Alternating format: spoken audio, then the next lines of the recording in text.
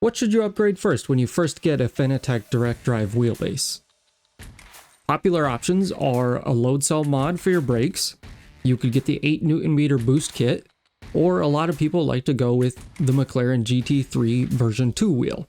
Thanks to Fred over at the Slug Club for letting me borrow these while he's out of town. I practiced with each of these upgrades for several hours, both alone and together, in order to get the best results.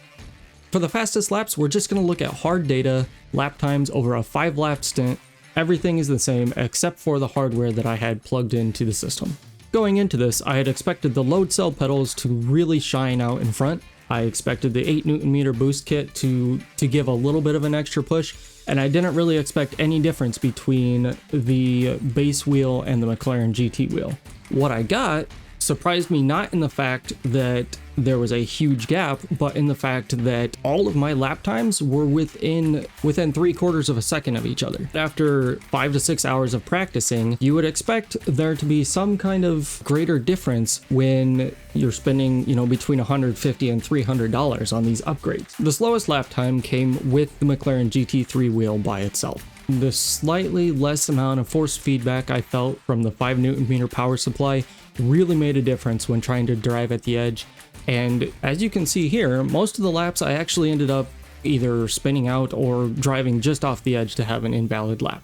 But I did get one that managed to count, and it was fairly respectable. My next fastest lap came from using just the 8 Nm power supply with the base pedals and the base wheel. The 8 Nm really helps you to feel everything just a little bit more. Like I said, when you're starting to slide or when you know that you need to turn just a little bit harder on those fast corners, having that extra 3 Nm of force really makes a difference. Coming in at just about 1/10 of a second faster than the boost kit by itself was using the load cell pedals on their own. Now these took the most practice to get used to, and I still didn't do the greatest. After I put bricks behind my chair wheels, and after I made the back of my chair so stiff that even a nun would be proud, I was finally able to push down onto the pedals and give that extra force that it needs. And the detail you get in that really helps with trail braking. It helps to not push the pedal to the floor immediately as you do with the cheaper pedals. My fastest turned lap actually came with all of the base equipment, the 5 Nm power supply, the base wheel, and the base pedals. And as you can see here, the fastest lap on this is almost half a second faster than any of the others. The best bang for your buck over the long term is easily going to be the load cell pedal mod. It's also the steepest learning curve, and you really have to have your setup dialed in 100% in order to make it work right. If you like this style of video, I'd love it if you would leave a caw-caw down in the comments section.